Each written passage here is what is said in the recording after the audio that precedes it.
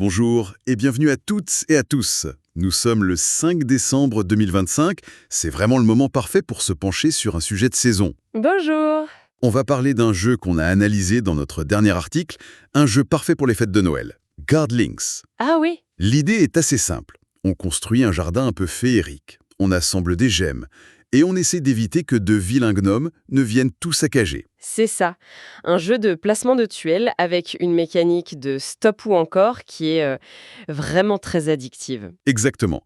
Et l'objectif de notre article, c'était vraiment de décortiquer ce qui le rend si spécial pour les familles. Oui, on a fait ressortir 3 points essentiels. D'abord, le placement de tuiles qui est très accessible, La tension créée par les gnomes, évidemment. Et surtout, le fait que tout le monde joue en même temps. Ça change tout.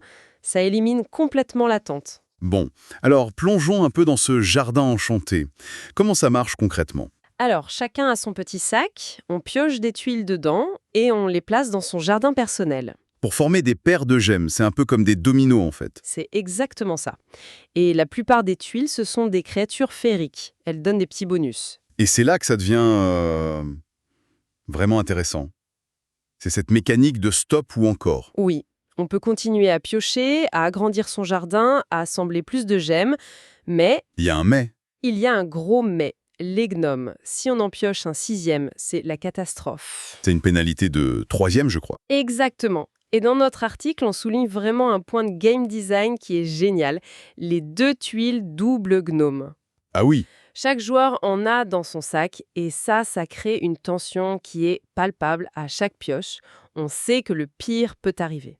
une fois que tout le monde a dit stop, ou a pioché le gnome de trop, on passe à la phase d'achat. C'est ça. Avec les gemmes qu'on a récoltées, on peut acheter de nouvelles tuiles, plus puissantes, pour améliorer son sac et donc son jardin pour les tours suivants. Et la partie, c'est une vraie course. Le premier à atteindre 17 gemmes gagne. C'est clair, c'est net, c'est dynamique. Ce qui est fascinant, je trouve, c'est l'équilibre. Le jeu est vraiment simple à prendre en main, mais il offre de vrais choix. Oui, où est-ce que je place ma tuile? Est-ce que je prends le risque d'en piocher une de plus? C'est constant? Tout à fait. Et pour éviter que ça devienne lassant, et on le mentionne dans l'article, les créateurs ont inclus des variantes. Un mode expert, une mini-extension avec des missions. Voilà. Ce qui prolonge considérablement le plaisir de jeu. Dans notre verdict, on a vraiment aimé ce jeu simultané. Ah oui. L'équilibre entre la chance et la stratégie, et l'univers des créatures aussi, qui est très chouette. Mais on a quand même noté quelques bémols. Oui, il y en a. Le premier, c'est la boîte. À la boîte.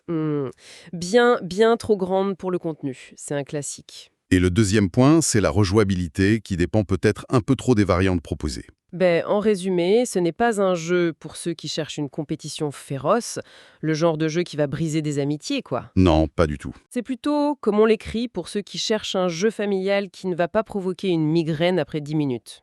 Un jeu où maudire des gnomes en carton peut s'avérer thérapeutique. Absolument.